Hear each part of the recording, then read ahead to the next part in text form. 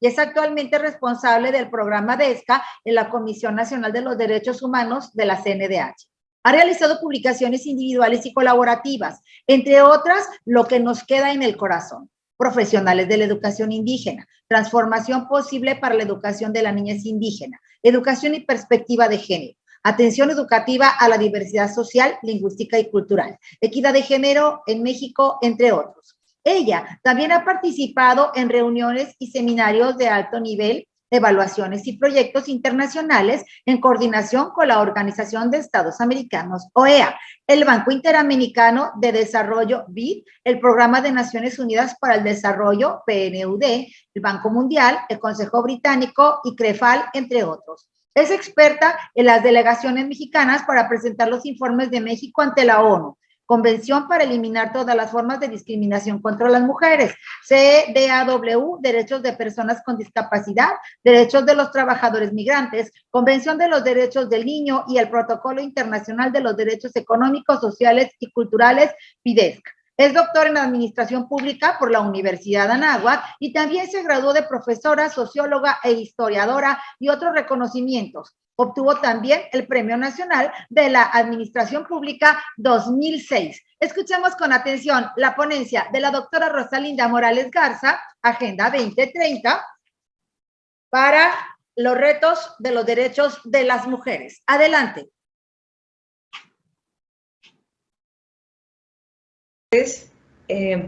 Saludo con mucho afecto a quienes están conectadas a este Zoom organizado por la Universidad José Martí y por Enfoque Mujer AC. Me da mucho gusto que me hayan invitado para poder compartir con ustedes al respecto del tema de los objetivos para el desarrollo sostenible vinculados a las metas 2030 y que al día de hoy están poniendo a los estados nacionales en retos muy grandes al respecto de poder cumplir estas metas en tiempo y con aquellos y aquellas que tienen pues una situación menoscabada por el COVID-19 y que al final del día son aquellas poblaciones con un grado de marginación más alto y por lo tanto con una condición de ser poblaciones prioritarias para atender.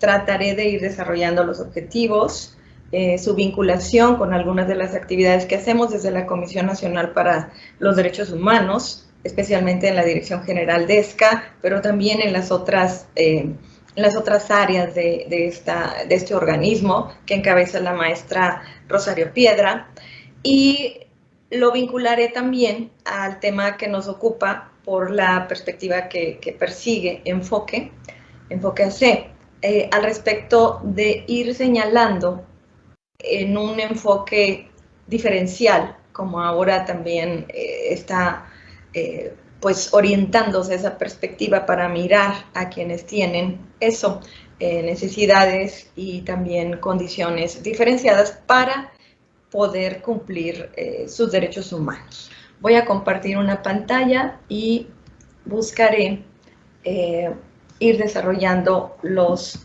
objetivos para el desarrollo sostenible. Veamos. Aquí está. Muy bien. ¿Por qué se vuelven importantes los objetivos para el desarrollo sostenible? Simple y sencillamente porque, fíjense ustedes, en el número 1, la humanidad organizada a través de los estados nacionales que están adscritos a la Organización de Naciones Unidas, se proponen terminar con la pobreza. Tal es el grado de reto que implica. También en el número 5 buscan la igualdad de género, hasta llegar a una serie que se convierte en un conjunto de 17. En el número 4, por supuesto, educación de calidad. No me detengo en los demás, no es porque no sean importantes, sino porque ustedes los irán viendo desplegados a lo largo de la presentación. Y si ustedes observan simplemente los caracteres, los dibujos, los colores que se utilizaron para poder llegar a un diseño, a una imagen de lo que son los objetivos para el desarrollo sostenible. Se darán cuenta, una, que son plurales, multicolores, pero también que hay una serie de figuras que nos evocan el medio ambiente, porque todas y todos lo sabemos, esta Tierra es una, este planeta es uno, y nos estamos quedando sin un espacio para vivir por el dispendio, porque no hemos encontrado una serie de soluciones para lo que nos ocupa aquí, que es la sostenibilidad. ¿Qué tenemos de relevante en México? Fíjense ustedes que los objetivos para el desarrollo sostenible están vinculados a la Ley de Planeación de México desde 2018. Es decir, se obliga a que toda decisión de política pública refiera al cumplimiento de estos objetivos. Y eso a 4 años de distancia también nos va marcando una observación, en este caso se los menciono por parte del CEPAL, que nos dice que a 8 años de poder llegar al 2030, pues solamente tenemos 37% de objetivos cumplidos o en cumplimiento, estoy hablando a nivel mundial, y el 40% de estos objetivos pues van en la dirección, pero no tienen, al parecer, de acuerdo a los indicadores con los que se miden, no tienen el vigor suficiente como para pensar en que se van a cumplir en tiempo, y el 23% lamentablemente están en retroceso. Esto nos obliga a decir que la protección social, los derechos y la coyuntura para un cambio estructural están ahí como retos. ¿Cuál es la relevancia también del diseño de los objetivos? Dos cosas bien importantes. El enfoque multidimensional de la pobreza, no entendido solamente como tener ingreso o no tener ingreso, que de por sí es importante, y el acceso a derechos básicos. Estas dos situaciones son más explicativas de cómo sí orientarnos al cumplimiento de los derechos humanos y de los objetivos que nos ocupan ahora. Ustedes conocen la frase, no dejará a nadie atrás, no dejará a nadie fuera, porque evidentemente que tenemos millones de personas aún en este país, en nuestro país, que superan los 40 millones y que se encuentran en pobreza. Y eso es no solo triste, sino retador, sino también discriminador, y sino también señalan pues que no tenemos un estado de bienestar. Para la valoración de los objetivos para el desarrollo sostenible, tenemos que mirar desde el análisis de necesidades, de derechos y capacidades de las personas, la atención a grupos prioritarios y sus derechos humanos.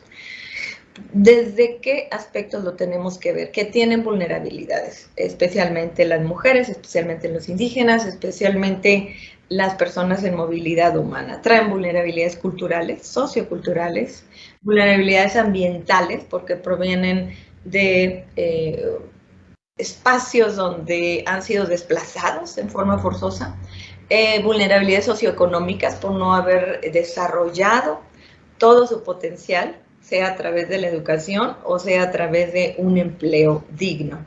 Y geoespaciales, porque provienen también de territorios en riesgo porque están ocupados por la violencia, porque están fuera del Estado de Derecho, porque no hay gobernabilidad o porque están en riesgo por motivos de desastres naturales. Y a todos estos no tendríamos que adicionarle lo que se llaman vulnerabilidades institucionales, es decir, un Estado que no está atendiendo a todas y a todos con perspectiva de inclusión.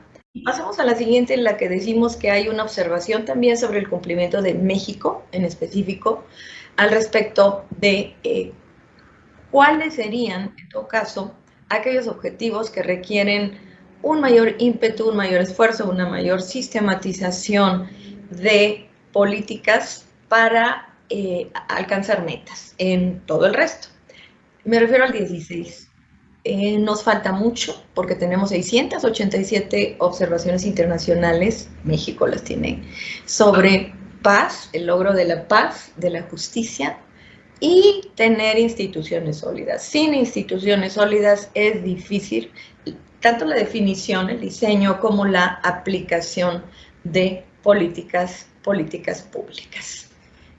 ¿Qué más tenemos? Tenemos que la cantidad de recomendaciones sobre derechos humanos y sobre su relación con el cumplimiento de los objetivos para el desarrollo sostenible están en las poblaciones de mujeres y de niñas a nivel mundial, pero en específico a nivel México. Tenemos 363 observaciones derivadas de que la población de mujeres y niñas está sometida a violencia de género, discriminación, exclusión, sobresaturación de responsabilidades en el hogar, sujetas también a feminicidios que han venido incrementándose, a la desaparición y definitivamente, y ustedes lo saben porque cada vez las redes sociales lo informan más y los medios de comunicación, no es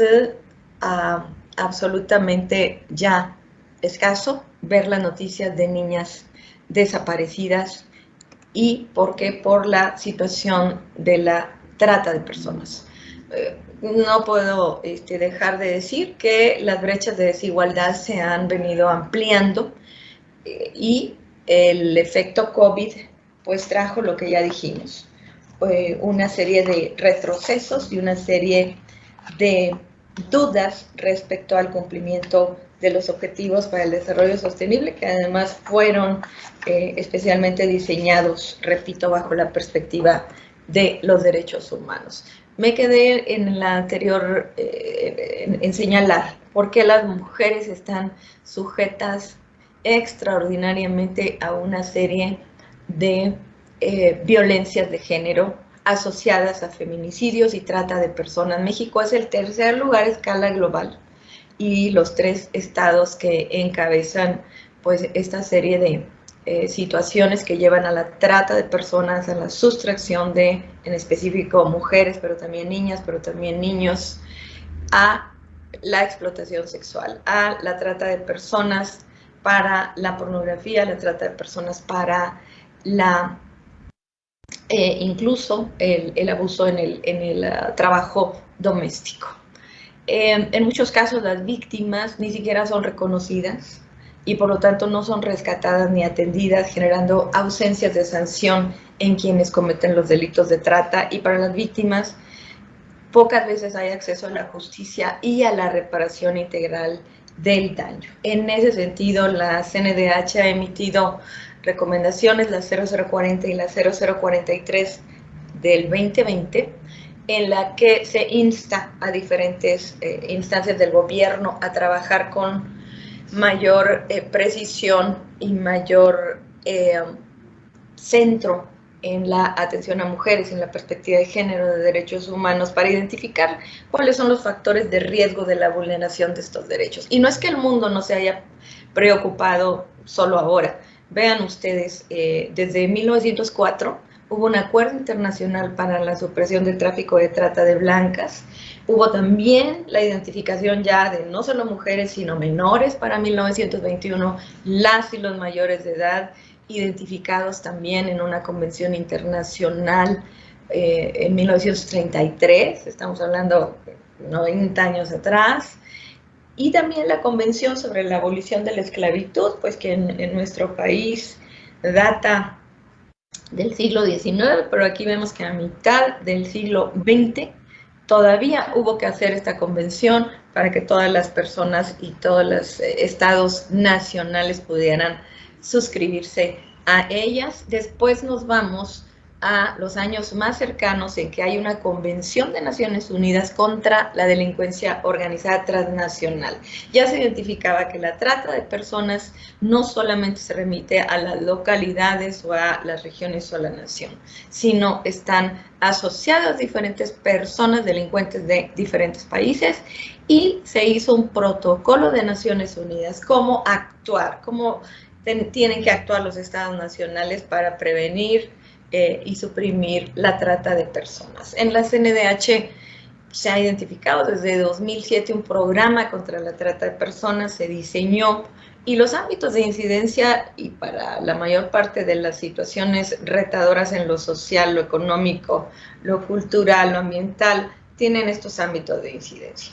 Lo jurídico, que tiene que ver con un marco legal que pueda definir desde la perspectiva de derechos lo que las personas pueden hacer al respecto de la defensa de sus derechos, y el jurídico también tiene que ver con que las personas que cometen delitos puedan ser llevadas a penas y a la justicia. En lo institucional, evidentemente que haya, como existen ahora en mujeres,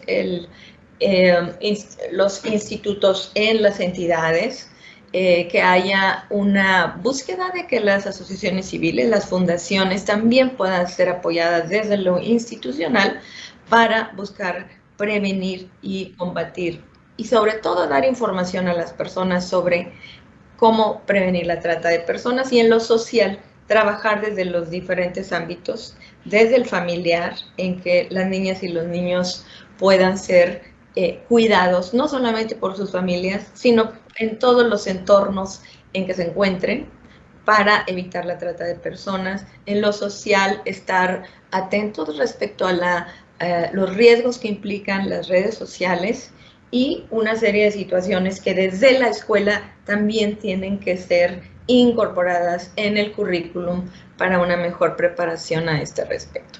Para los objetivos también hay señalizaciones muy claras en las metas. Por ejemplo, en la 5.2, eliminar todas las formas de violencia contra todas las mujeres, las niñas en los ámbitos público y privado, eliminar las prácticas nocivas como el matrimonio infantil precoz y forzado y la mutilación genital femenina, que ocurre en países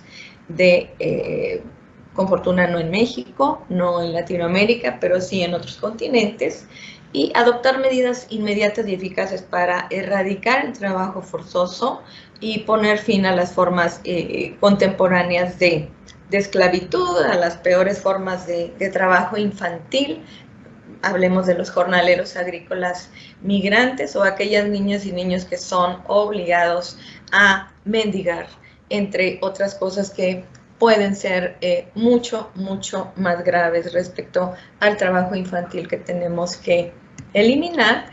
Y si nos vamos en específico al objetivo 3 de los ODS sobre salud y bienestar, vamos a focalizar en lo que mencionaba antes, en un enfoque diferencial, donde se identifica que aquellas personas que pueden estar multiplicando la serie de vulnerabilidades agravadas por la discriminación pueden ser aquellos en la diversidad sexual. Y en este caso la CNDH se ha manifestado para que se les atienda prioritariamente. También en salud y bienestar, evidentemente que hay otras comunidades sobre las cuales focalizar, comunidades indígenas en sus territorios, pero también en las zonas urbanas, que generalmente son urbano-marginales, y sus posibilidades de desarrollo, y las y los afrodescendientes de México, que todavía sufren, estas dos poblaciones, discriminación, señalamiento de estereotipos y de bajas expectativas sobre su desarrollo, que tienen que desaparecer de las sociedades. Por supuesto, la violencia familiar exacerbada por el COVID y los feminicidios, pues que tengan una perspectiva intercultural y que sean atendidos con seriedad desde los ministerios públicos, la prevención de la salud pública, y pues llamar a las autoridades a implementar medidas urgentes, oportunas, de calidad, entre muchos otros que se leen acá. Y en materia de educación, ¿por qué se menciona? Porque no hay posible desarrollo, no hay posibilidades de tener una asociación en beneficio de otras y otros o de la propia comunidad si no se parte de una educación de calidad. La educación de calidad implica un perfil de egreso para que las personas puedan desarrollarse, puedan resolver sus situaciones en la vida, enfrentar problemas, tener una serie de definiciones sobre el proyecto propio, y esto está desarrollado en un estudio que hizo la CNDH muy recientemente. Ahora, respecto a la asociación del COVID-19 y también la perspectiva de género, de nuevo se hicieron señalamientos y se levantaron recomendaciones al Estado Nacional para brindar tanto atención oportuna a las personas menores de edad como prevenir la atención y estar en búsqueda de que cuando hubiese la violencia en hogares, hubiese la atención oportuna del Estado. La violencia familiar no es una cuestión privada, es un tema público y así debe de abordarse. Hay un estudio que ustedes pueden leer que se llama La violencia contra las mujeres en el contexto COVID-19 y las medidas de prevención, atención y protección. Hay una situación que es innegable, que es que todas y todos tenemos que participar, de tal manera que la CNDH, además de emitir recomendaciones o medidas precautorias, propone mesas de diálogo y gobernanza respecto a la serie de instituciones que tienen que colaborar para, desde sus atribuciones, fomentar, promover y asegurar, garantizar en lo posible la igualdad, la no discriminación, la perspectiva de inclusión, y que las mujeres, las niñas y las adultas mayores tengan todas las oportunidades para su desarrollo, para trayectos educativos que les permitan combatir, estar preparadas para combatir y enfrentar la violencia, entre otras cosas que se encontraron respecto a pues poder comparar los objetivos de desarrollo sostenible y las posibilidades de su cumplimiento. En el objetivo 8 de trabajo decente y crecimiento económico, pues todos los registros actuales de los estudios de los 2 años previos dicen que las mujeres perdieron empleos. También las trabajadoras del sector salud pues vivieron discriminación, vivieron agresiones, la gente estaba asustada, pero no tendría que haber reaccionado pues de esa manera. Incluso niñas o jovencitas que se contagiaban y luego lo comunicaban en su escuela eran señaladas casi como culpables o de haber tomado este virus, como si fuese realmente una situación elegible, ¿no? Y la CNDH también pugnó porque hubiese una mayor protección y todos los insumos necesarios para las y los trabajadores de la salud, porque lo vimos en la prensa, no todo el tiempo estuvieron disponibles, lo cual causaba una serie de riesgos en estos trabajadores, médicos, enfermeras, personal de limpieza. ¿Qué tenemos que reconocer para la situación del número 10, que es reducción de las desigualdades? Lo decía hace un momento, el enfoque diferencial, porque hay que reconocer, no todas las familias son iguales. Hay una gran diversidad de configuraciones familiares, familias extendidas, familias monoparentales, familias donde hay 2 mamás o hay 2 papás, y se violan sus derechos humanos a veces con la exclusión, con el señalamiento de estereotipos, y eso tiene que terminar en la sociedad, además de la pobreza. En materia migratoria también, porque ustedes lo saben, las personas en movilidad humana son aquellas que están más expuestas a la serie de vulnerabilidades que llevan consigo, que son en ocasiones engañadas por personas que prometen lo que se llama el sueño americano y terminan siendo las ciudades. Monterrey lo está viviendo, Tapachula, Tijuana, muchas otras, en Coahuila también está ocurriendo, que terminan siendo ciudades no de paso, sino de permanencia de todas estas personas, y los gobiernos locales junto con la sociedad tienen que buscar alternativas. Eso es un hecho, son hechos inéditos, pero que no pueden terminar en confrontación entre los locales y los migrantes. Son personas que no por estar en otra ciudad o en otro territorio que no es el propio, pierden sus derechos. Tienen derecho a la salud, tienen derecho a la educación, tienen derecho que todos tenemos a la atención médica, psicológica, y ha habido muy buenas prácticas. Recientemente estuve en Quito, Ecuador, donde pudimos constatar una serie de buenas prácticas realizadas por aquellas ciudades que en Sudamérica están siendo presionadas por los migrantes o la gente en movilidad humana venezolana por las situaciones políticas y de hambruna, hay que decirlo, que vive ese país que solía ser uno de los más prometedores en América. También hubo una situación, volvemos a la enfoque diferenciado. Hay un informe especial sobre el estado que guardan las medidas adoptadas en los centros penitenciarios.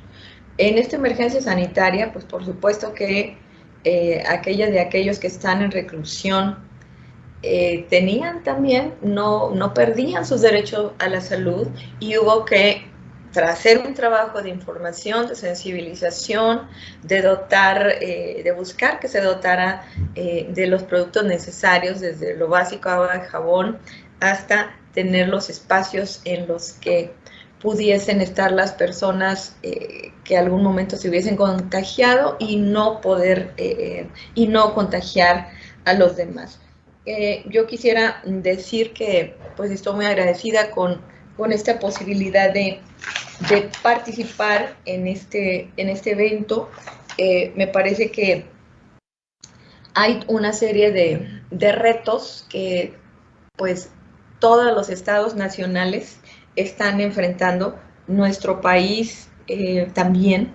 Los estados, Nuevo León, ahora con su problema que no es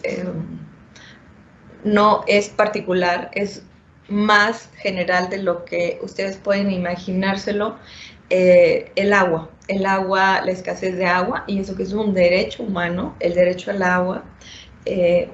¿Qué termino diciendo con esto? ¿Por qué son importantes los ODS? Porque tienen esa característica de estar interconectados, en tanto que se cumple un objetivo respecto a la educación de calidad, por ejemplo, se vuelve más promisorio, más prometedor poder conseguir el resto de los objetivos, como sería el fin de la pobreza o el combate al cambio climático, porque estamos más enterados, porque hacemos más tareas de reciclaje, entre muchas otras cosas. Se combate la trata de personas, se busca la igualdad de género, y por eso están interconectados. Los derechos humanos, y de acuerdo a nuestra Constitución también, son indivisibles e interdependientes, porque, lo decíamos ahora, el derecho al agua nos puede llevar al derecho a la salud, al derecho también de la educación, a una alimentación adecuada.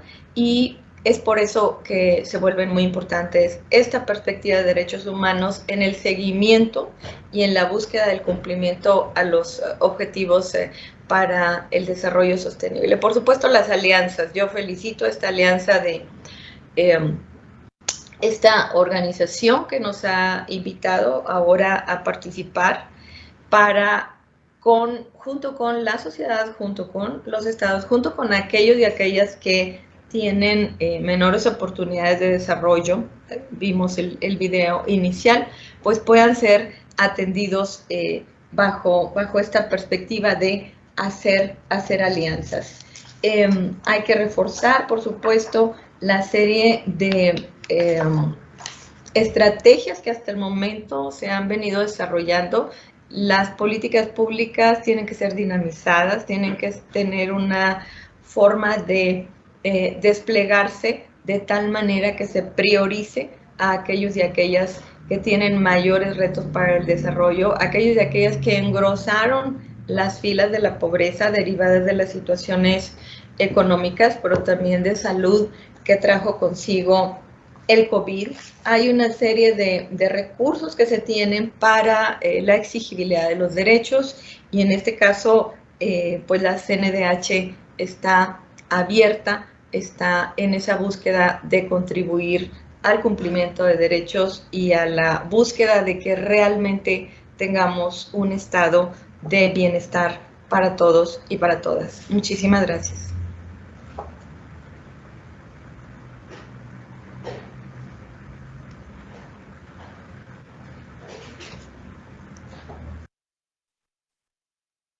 Muchas gracias a la doctora Rosalinda Morales Garza con su participación. Agenda 2030, Objetivos del Desarrollo Sostenible de la ONU, retos para los derechos de las mujeres. Muchas gracias. Ya en nombre de la Universidad José Martí de Latinoamérica y Enfoque MAC, otorgamos el presente reconocimiento por su valiosa participación como ponente en el tema Agenda 2030, ODS de la ONU, retos para los derechos de las mujeres durante el primer simposio internacional Enfoque Mujer, Violencia de Género y Discriminación, el cual, como sabemos, se lleva a cabo del 8 al 10 de junio del presente año. Muchas gracias, doctora, por su colaboración.